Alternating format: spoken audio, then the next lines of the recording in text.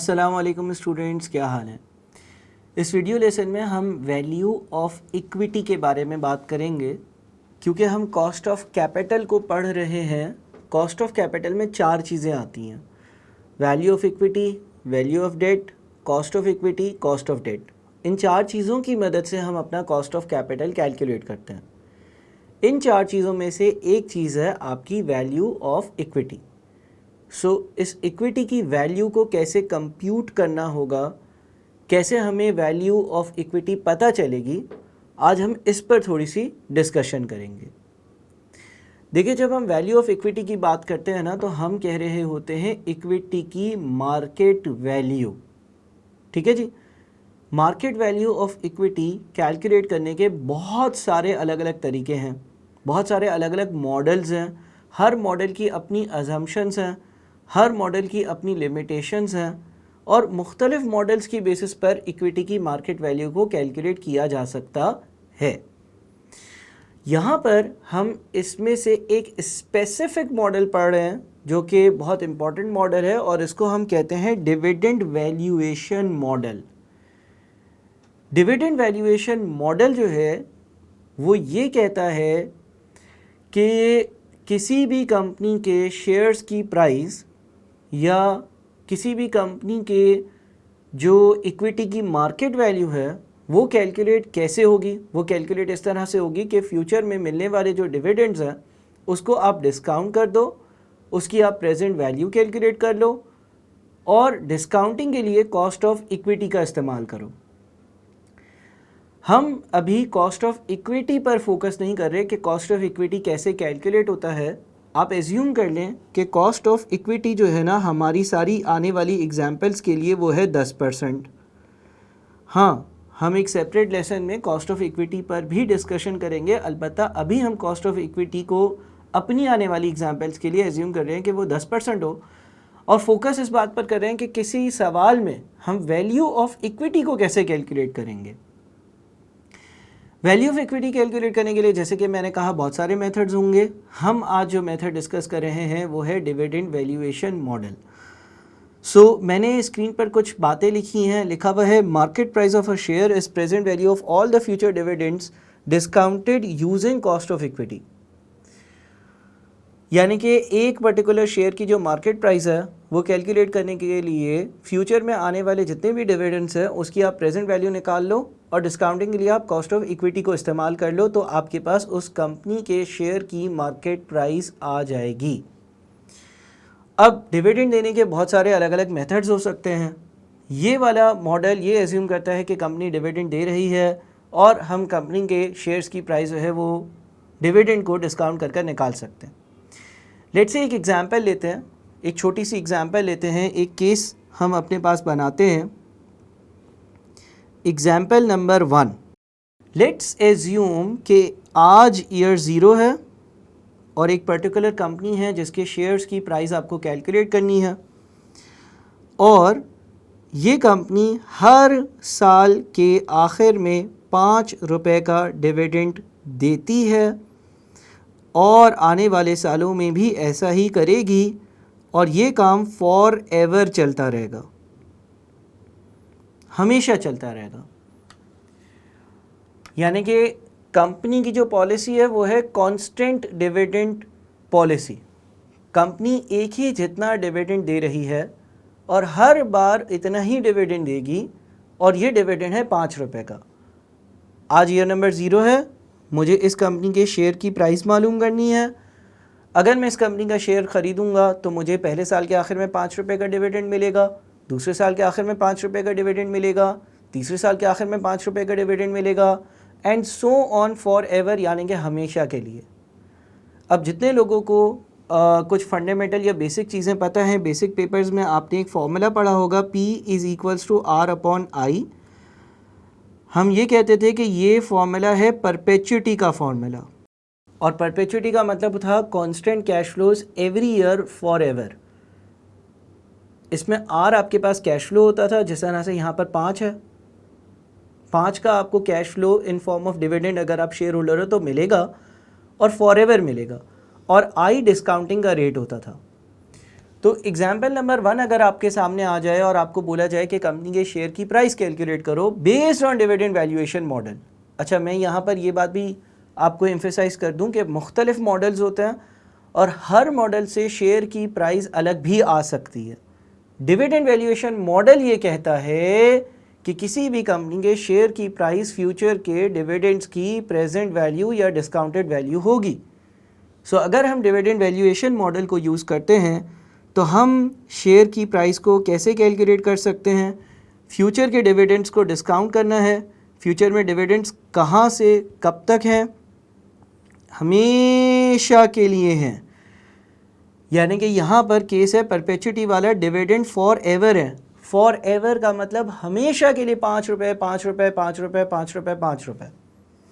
सो अगर मुझे share price को कैलकुलेट करना है तो मैं क्या करूँगा, मैं R ओवर I वाला फॉर्मूला अप्लाई कर दूंगा। R यानी कि वो डिविडेंड जो हर साल मुझे मिल रहा है, डिवाइडेड बाय I यानी कि जो डिस्काउंटिंग का रेट है जो कि है 10%। सो मेरे पास 5 डिवाइडेड बाय 0.1, एक शेयर की प्राइस बनेगी 50 based on dividend valuation model. ठीक है,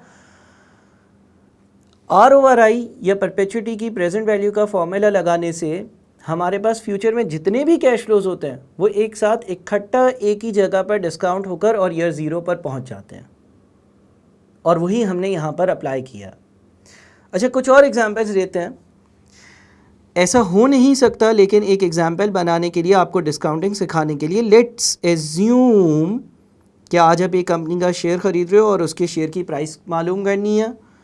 उस कंपनी ने ये बोला है कि हम सिर्फ़ और सिर्फ पहले साल के आखिर में 5 रुपये का डिविडेंड देंगे और दूसरे साल के आखिर में 5 रुपये का डिविडेंड देंगे, और उसके बाद कभी भी डिविडेंड नहीं मिलेगा, आपको कोई रिटर्न नहीं मिलेगा, कोई डिविडेंड नहीं मिलेगा। अगेन मैं ये कह रहा हूँ कि ऐसा मुमकिन नहीं है, पॉसिबल नहीं है प्रैक्टिकली।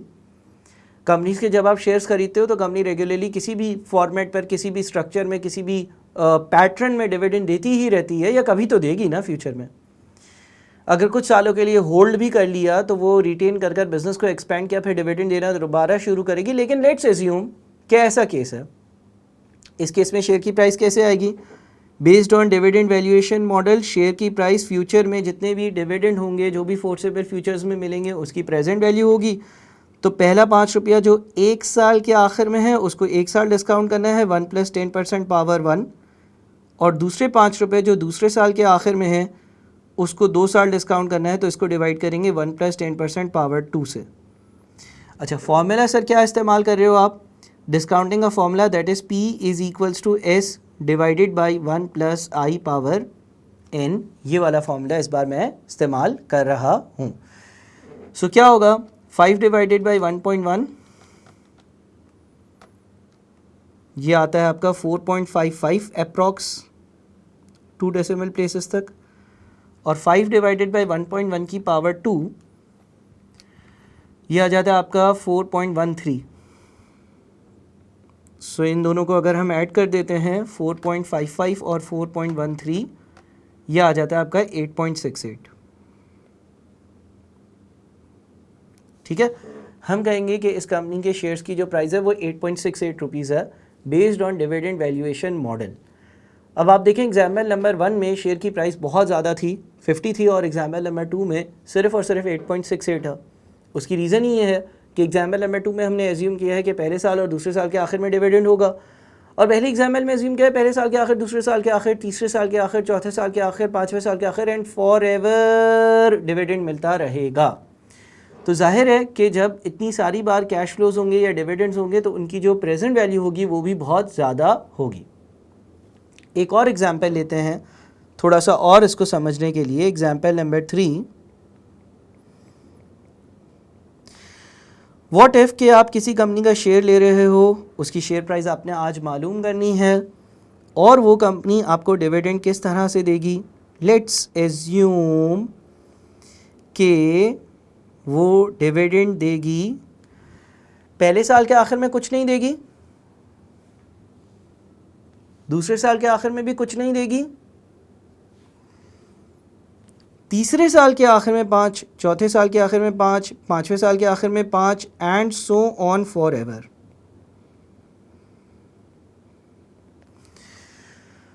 अब आप इसको एग्जाम्पल नंबर 1 से कंपेयर करें।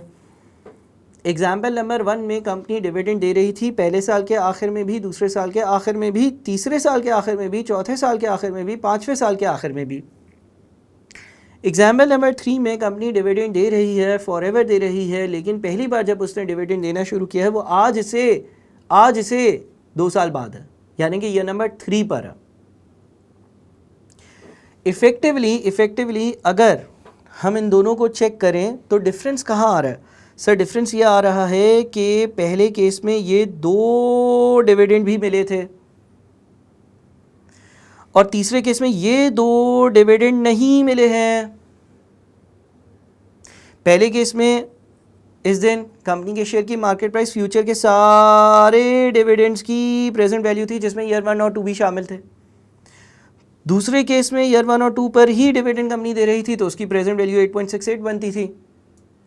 और तीसरे वाला जो केस है उसमें कंपनी ईयर 1 और 2 पर डिविडेंड नहीं दे रही है, लेकिन आगे सारे सालों में डिविडेंड देगी। अब इसको लॉजिकली कैलकुलेट करते हैं। देखिए अगर मैं एग्जाम्पल नंबर 1 वाली वैल्यू लेता हूं जो कि 50 है, डिविडेंड वैल्यूएशन मॉडल ये कहता है कि कंपनी के शेयर की जो प्राइस होगी वो फ्यूचर में दिए गए डिविडेंड्स की प्रेजेंट वैल्यू होगी, यानी कि ये जो 50 हमने कैलकुलेट किया था इसमें ईयर 1 के डिविडेंड की प्रेजेंट वैल्यू थी, ईयर 2 के डिविडेंड की प्रेजेंट वैल्यू थी, ईयर 3 के डिविडेंड की प्रेजेंट वैल्यू थी, ईयर 4 के डिविडेंड की प्रेजेंट वैल्यू थी, ईयर 5 के डिविडेंड की प्रेजेंट वैल्यू थी, ईयर 6 के डिविडेंड की प्रेजेंट वैल्यू थी, ईयर 7 के डिविडेंड की प्रेजेंट वैल्यू थी एंड सो ऑन। इसमें ईयर 1 और 2 के डिविडेंड्स की प्रेजेंट वैल्यू, डिस्काउंटेड वैल्यू भी शामिल थी।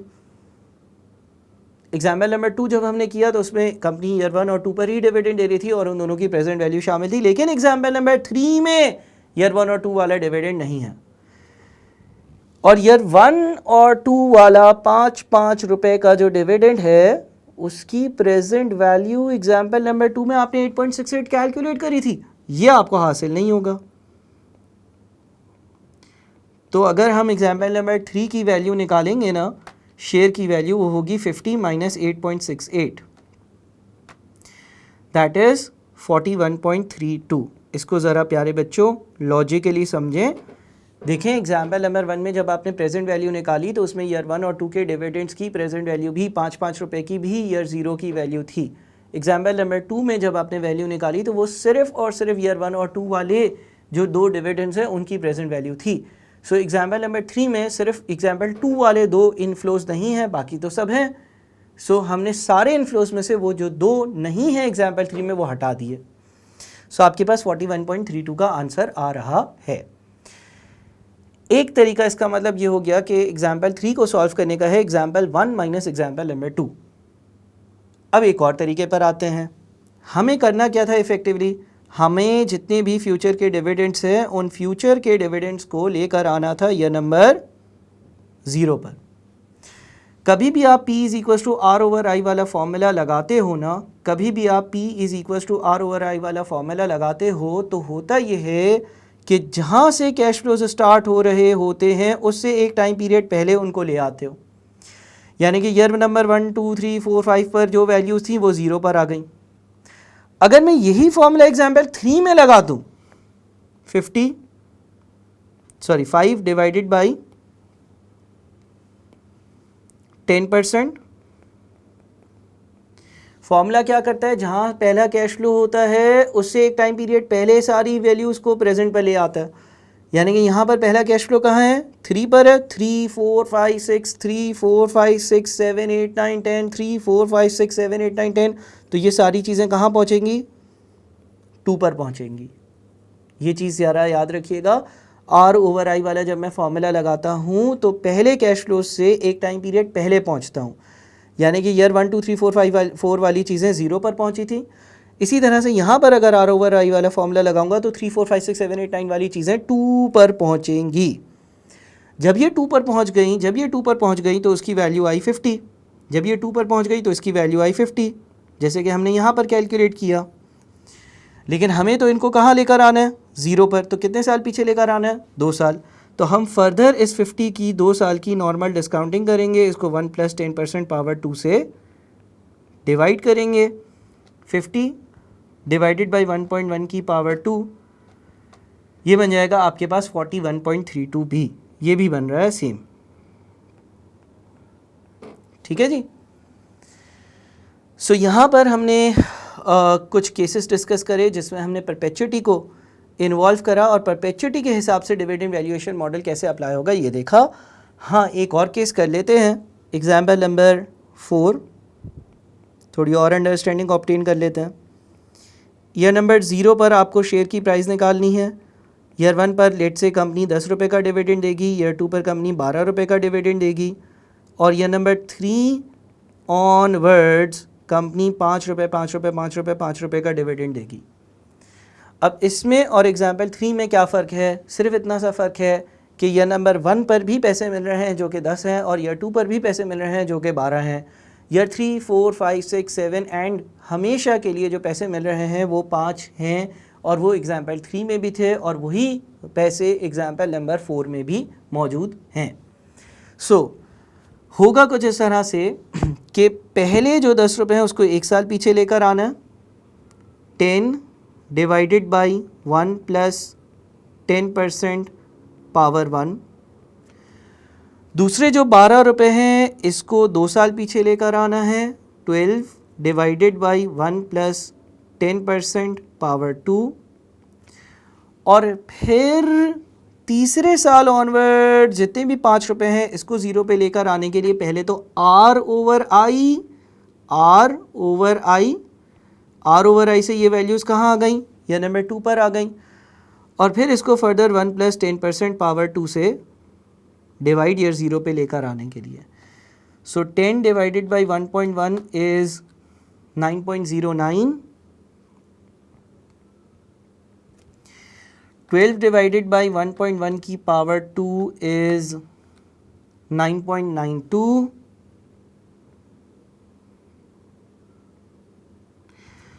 फिर 5 divided by 0.1 is 50 divided by 1.1 की power 2 is 41.32। So total value is 9.09 plus 9.92 plus 41.32 यानी कि 60.33। अब इस आंसर में और इस आंसर में जो डिफरेंस है वो इन 10 और 12 रुपयों की प्रेजेंट वैल्यू का है। ये मैंने आपके सामने डिविडेंड वैल्यूएशन मॉडल की कुछ एग्जांपल्स करी हैं, अभी बहुत सारे और केसेस भी हम डिस्कस करेंगे, लेकिन कोर कॉन्सेप्ट क्या है कि वैल्यू ऑफ इक्विटी आपको मालूम करनी हो सकती है वैक के weighted average cost of capital के क्वेश्चंस में, और उसका तरीका क्या होगा कि फ्यूचर के जो डिविडेंड्स हैं उसकी आपको मालूम करनी होगी प्रेजेंट वैल्यू, डिस्काउंटिंग करेंगे आप, और डिस्काउंटिंग के लिए जो रेट यूज़ करेंगे वो क्या होगा, वो होगा कॉस्ट ऑफ इक्विटी। उम्मीद है कि बात समझ में आई होगी। थैंक यू सो मच, चीज़ें नोट करें। अल्लाह हाफ़िज़।